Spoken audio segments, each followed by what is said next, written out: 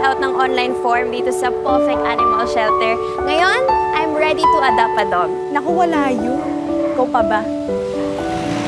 Akala ko nga di na nila ako kontakin for an online interview. And pumasa ka sa screening. Sa tingin ko naman, hindi naman sila papayag na mag-adopt ka kung incapable kang mag-alaga ng pet. Tsaka, ibig sabihin nun, okay na okay ka talaga mag-adopt. Pero, alam mo, okay din eh. Maganda din na mag-alaga ka ng pet para makatulong sa heartache mo. Ano yung taga-absorb? Hindi ba ikaw yun? Ay naku, nalolobat din ako, kaya wag na ako, alam mo yan. Mag-adapt ka na rin. Eh, kakabili ko lang ng puppy, i-deliver daw tomorrow. Eh, hands full na ako. Okay kaya mga pets dito? Parang okay naman siguro. Basta, ang importante, vaccinated para healthy. Vaccinated na kaya yung puppy ko? Mahal pa naman yun.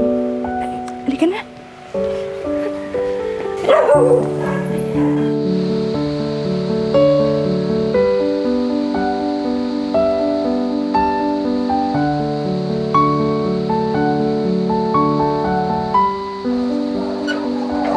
Nakain ka na?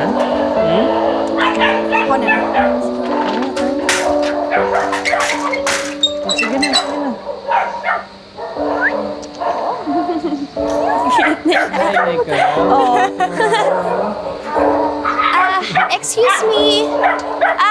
Excuse me po. Si Ate Gina. Sino sila? I'm Riza, but you can call me Riz. Hi, I'm Alex. Welcome po sa Perfect Animal Shelter. Ito nga pala yung kaibigan ko, si Mia. Siya si Alex, bago nating friend. Hello, Mia. Nice to meet you. Nice to meet you too. Bakit niyo pala hinahanap si Ate Gina? Nasa online meeting lang siya. Need kasi ng companion ni Mia. Pinapunta niya kami dito. So ikaw yung isa sa pumasa sa online interview na mag-a-adopt? Pumasa din ba siya sa'yo? Congratulations! You're one step away para maging fur parent. Sila mga barkada ko. Ang witty niya, no? Anyway, habang hinihintay natin si Ate Gina, kapakita ko muna sa inyo yung mga dogs namin dito sa shelter. Sige. Para, mas mabuti na makita nyo din muna yung mga aso para malaman nyo kung para talaga kayo sa isa't isa. I feel like for each other.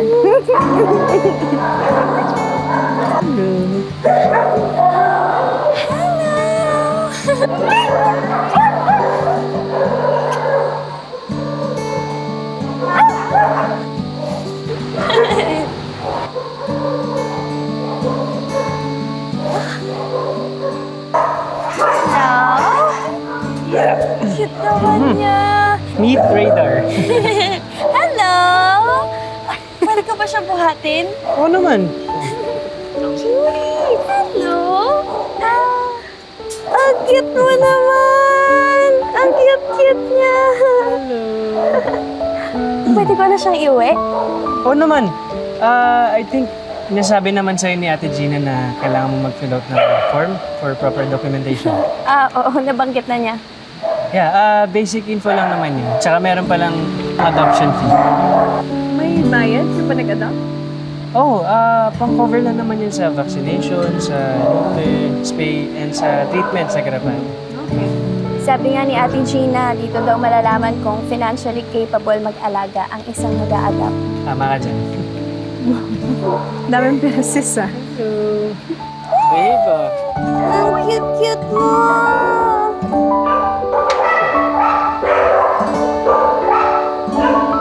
Mia! Buti naman at nakarating ka. Pasensya ka na ha, hindi kita nasalubong, may online meetings kasi. Okay lang po yun, Ate Gina. Inasikaso naman po kami ni Alex. Opo, i-adopt niya na si Radar. Perfect! Nakakatuwa naman. By the way, ito yung mga papers ni Radar. Andito rin yung vaccination card. Alex, pakicheck. Sige po. Sure. Si Riz po pala, kaibigan ko. Hi, I'm Gina, the shelter headmaster. Nice to meet you, Riz. Nice meeting you din po. Okay naman. Oh, nice, nice. Ito po pala yung adoption fee. Oo, salamat Mia ha. Alam mo, gaya ng sinabi ko dati, ang pag-a-adapt ay merong financial responsibility. Kompleto na yan. Salamat po. Dati kasi, madaming nangangailangan ng companions. Nung nag-pandemic, kasi di ba nasa bahay lang, para maibsan ba yung loneliness na nararamdaman. Pero ngayon, konti na lang ang nag-a-adapt. Kasi mas marami na rin yung social interactions. So, hindi na masyadong kailangan ng companion. Kaka-break lang kasi po nila ng boyfriend niya. Kaya, kailangan niya ng companion. Oh, I'm so sorry to hear that. Pero kahit hindi nagsasalita ang mga fur babies natin, dinadamayan nila tayo sa lungkot at ligaya. They're perfect companions. Minsan nga, mas masarap pa silang kasama kaysa sa mga toxic na tao, di ba? Ate Gina, meron po ba kayong social media page? Yes, meron. Pwede ko po kayo tulungan para mas makilala yung mga pets na gusto mag-adapt sa kanila. Kaso, hindi na kami masyadong active sa social media. We're under kasi. Ate Gina, bibigyan niyo po ako ng access. I can start right away. Teka, ibig sabihin ba nito mag-volunteer ka na dito?